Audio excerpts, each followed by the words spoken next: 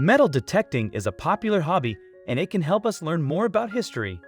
There are all sorts of different objects that can be found in lost archaeological sites around the world. From shipwrecks to coins, these metal detector finds can be worth a lot of money and tell an interesting story. It's no wonder, then, that people are keen to find them for themselves.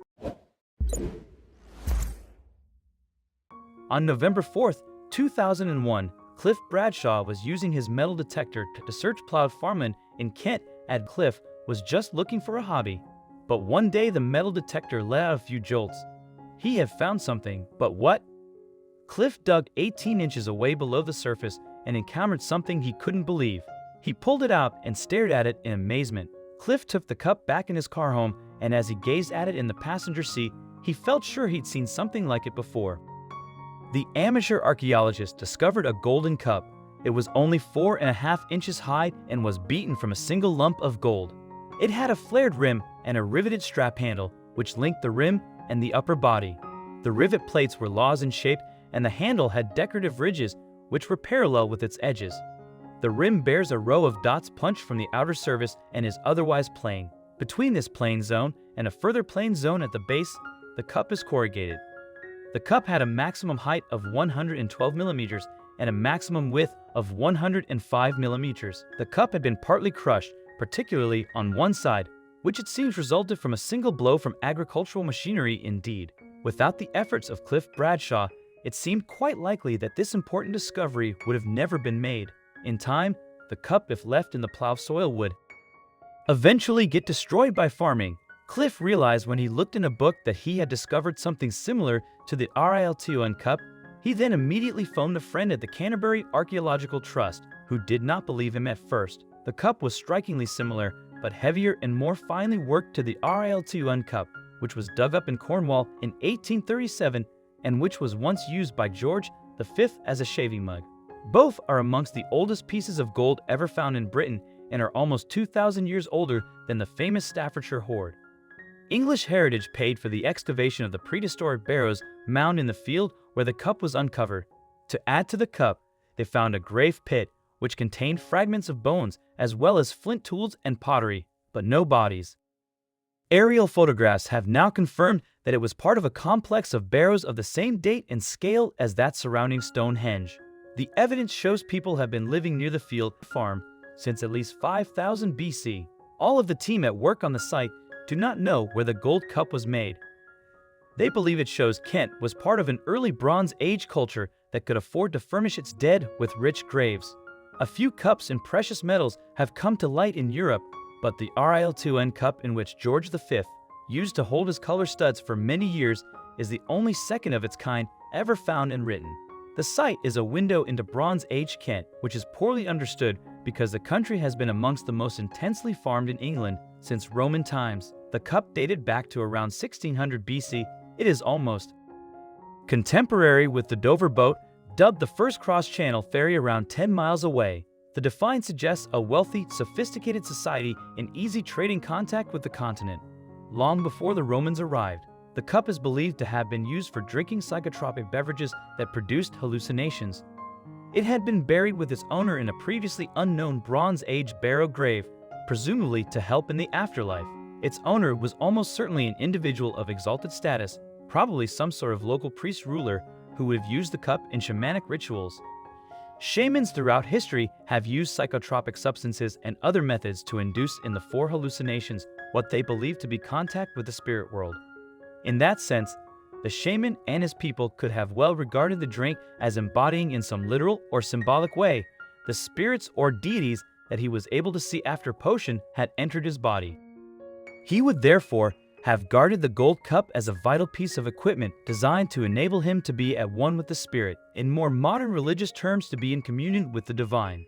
It is likely that there was a conceptual link between the ideas behind the use of the Kent gold cup and the Holy Grail. The Arthurian gold cup, based in part on the Christian Eucharist defined, is therefore not only of purely archaeological interest, but also hints that the continuity of religious ideas and practices that have perished in ever-changing form through successive religions from prehistoric times until the present. In the Bronze Age, the period in which the Kent cup was made, the hallucinatory drink would probably have been made of opium or some other available natural drug mixed into an alcoholic liquid such as honey and water. In the whole of Europe, only 18 Bronze Age chalices have been discovered, 10 in Hungary and Romania, 1 in Switzerland, 1 in Germany, 3 in Britain, France, and 3 including the Kent cup in England. In Britain at this period, smoking equipment rather than cups were more commonly placed in graves. The religious association of cups with altered states of consciousness existed not only in the prehistoric world, but also in many other cultures. Stuart Needham of the British Museum believes Cliff's cup was beaten out of a single piece of solid gold, was probably made in Britain like the Wilton cup, which is now a star exhibit in the new prehistoric gallery at the British Museum. The new cup has an elegant dimpled curved base, whereas the Wilton cup has a flat bottom, suggesting that when George V rescued from the royal stores, he may have flattened the base so that he could stand neatly on his dressing table. The reason for burying such fabulous objects was done in these times in order to hide them from rivals. This sensational discovery illustrates the importance of metal detector enthusiasts reporting their finds. Cliff didn't just find the cup, he found a whole missing slice of history. The cup was valued at £250,000, with the profits being split between Cliff and the owner of the field, where it had been hidden for 3,600 years. Not bad for a day's work. Derek McLennan. When someone chooses to start a hobby, they usually don't weigh their options when it comes to the total investment needed to begin the hobby versus the monetary return they'll get from doing it, if any at all. That is because, after all, it is just a hobby, an activity done in the free time for pleasure, not professionally or for paid. However, metal detecting is an exception when it comes to hobbies, and that is because the items you find literally can and do pay for you. One day in September 2014, Derek McLennan took his metal detector to Dumfries, Galloway in Scotland, alongside 2 local ministers, one from the Church of Scotland and the other from the Pentecostal Church. Derek and the other metal detector enthusiasts were hoping to locate historical artifacts. The men were into scouting for ancient or medieval artifacts using metal detectors. The previous year, Derek discovered thousands of medieval coins in the same grounds of the Church of Scotland. Derek was hoping to find something bigger and better. Suddenly, Derek's metal detectors started to make a series of bleeps or letting him to something in the ground. Derek started digging onto the dirt until he was 2 feet deep. He was hoping it was more than tin cans. What do you think he found?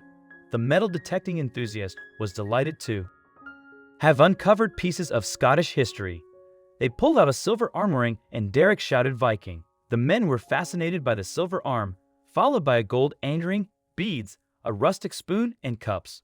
The more the group dug, the more they found, much of their amazement. There were over 100 artifacts found in total.